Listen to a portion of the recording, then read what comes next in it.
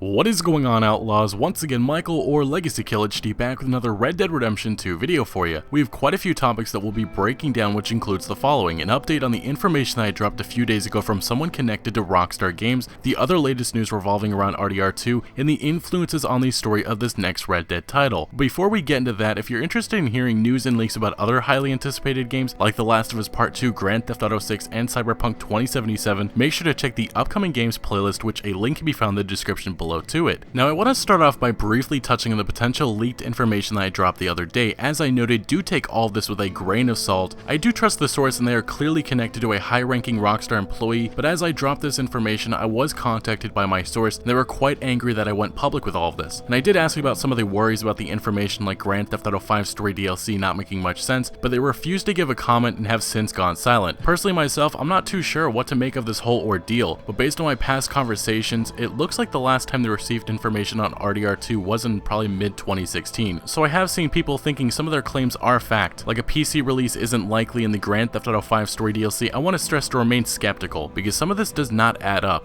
but my source never really wished to go public with any of this, which is evident now, so take this as how you see it, but I will admit, some of their claims are intriguing. But I want to move on to some of the other recent news, and first is that Take-Two, the parent company of Rockstar Games and 2K Games, will be at E3 2017, which will be public for the first time ever. We don't know anything else, but the only games that we know of that is coming from Take-Two this year are WWE 2K18, NBA 2K18, and Red Dead Redemption 2. There was a supposed leak that came out recently saying that RDR2 would be shown at E3, but I think at most Sony could show off something during their E3 conference because of their deal with Rockstar Games, and even with that, we could only see a short gameplay trailer, maybe running on the PS4 Pro or even just screenshots. Either way, with Take-Two coming to E3 2017, there's still a chance that they could finally reveal some of their other new games like the long-awaited new BioShock and Borderlands 3, but for RDR2 there is a small chance, although Rockstar is proving that they want to stick to their quiet marketing strategy, and showing up to E3 in a big way just doesn't sound like them. But honestly, we never really know with Rockstar Games. Next is that on the IMDB page for Red Dead Redemption 2, a few of the crew have been listed, most likely by an independent agency. Some of the positions included are stunt and motion capture actors that have worked on previous Rockstar games in smaller roles. Another is Patrick Sinclair, who is known for helping with pre-release coding of major games, and Joseph Rubino, who quit in August of 2016, and their position at the time was a virtual cinematographer for RDR2. Now, why is that interesting? Well, usually those aspects in game development are done at the end. Again, this may be more evidence that RDR2 is closer to being finished than we expected. Also remember, at E3 2016, there was a lot of rumors floating around of a Red Dead Redemption 2 reveal during Sony's E3 conference. This ultimately led to nothing, but Days Gone was shown at the end of the conference, which was odd and out of place. And not to mention the comments made by former IGN editor Colin Moriarty, which fueled a lot of our suspicions because he claimed there was a reveal that was supposed to happen at the event. But just maybe, Red Dead Redemption 2 was already secretly delayed from spring 2017 to fall of 2017, and remember, both previous Red Dead games did release in May. But anyway, maybe that's me just speculating a little too far, but there was some odd parts of E3 2016 which really don't add up to me. But to our last news piece, and that is that Game Informer did actually feature Red Dead Redemption 2 in its new issue. They had a small section describing the game with no new information, unfortunately, but moving forward, most of the community will be watching closely in case we do get a cover in the future. Also, a side note is that one of the editors at Game Informer did apologize to fans for getting our hopes up, but ultimately they said they wish for new information as well. To our next part of this video, and that is the question of what influences will this game's story include. The masterpiece of Red Dead Redemption was inspired by many real historical moments and people of the West, and not to mention some of the old Western films. But one of the interesting things about this possible leak that I mentioned earlier in this video was that the source claimed that Red Dead Redemption 2 will have a bigger influence of Native Americans, and that a conflict would be brought by settlers trying to take oil from ancestral native lands. I was then told by the source in a lot of ways it's like Hell on Wheels, another Western TV series which I began watching recently. Personally, I still think even with this information we should take it as a big grain of salt, but if this does pan out to be true, I'm extremely excited. Hell on Wheels does have its flaws, but the show revolved around a character that I feel, at least in season 1, had some similarities to John Marston. The show's main character, Colin Bohannon, becomes a foreman under odd circumstances and is tasked with building a railroad, which goes through native ancestral land, leading to huge conflicts with Native American tribes. Colin is a troubled man, once serving as a Confederate soldier in the war, now living in the reality of the world afterwards, including a dark past that still shadows over him, but what he does earn is the respect of the people around him, for the most part. But spoiler alert, during season 2, he does ride with a gang of former Confederates who rob trains, and that later leads to him having to kill all of them. Hell on Wheels' portrayal of African Americans, natives, other nationalities, and women during this time is what I appreciated the most, similar to how Hangar 13 accurately depicted Mafia 3. Based on that leaked world map of Red Dead Redemption 2, there were a lot of mentions to Native Americans, like the Sisika Penitentiary, Tallulah Jetty, Cahuta, Old Fort Wallace, and a few others, all insinuating we should see them in a bigger role. With this game apparently taking place in most of Louisiana, we should also expect to see a bigger presence of African American characters, as most of the population in the late 1800s was of African Americans. What I'm really hoping for is that Rockstar accurately portrays this era as it was and doesn't shy away from the problems. Either way, so far the game appears to be hinting at a Magnificent Seven vibe based on the poster, and if the game does take on Native Americans as a huge focus, following in the footsteps of Hell on Wheels or even Dancing with Wolves, I'm excited. I can even envision and theorize our gang protecting or helping a Native American tribe in a battle with the US Army, possibly portraying or even hinting at the 1876 Battle of Little Big Horn. But anyway gang, I want to know what you think about this. What do you think Red Dead Redemption 2 should be influenced by, or do you think Rockstar should focus on doing something completely different? But make sure to smack that like button if you did enjoy this video or found any informative value, and consider subscribing, as I'm your best source for everything to do with this upcoming Red Dead title, and turn notifications on so you don't miss any videos from me. But remember,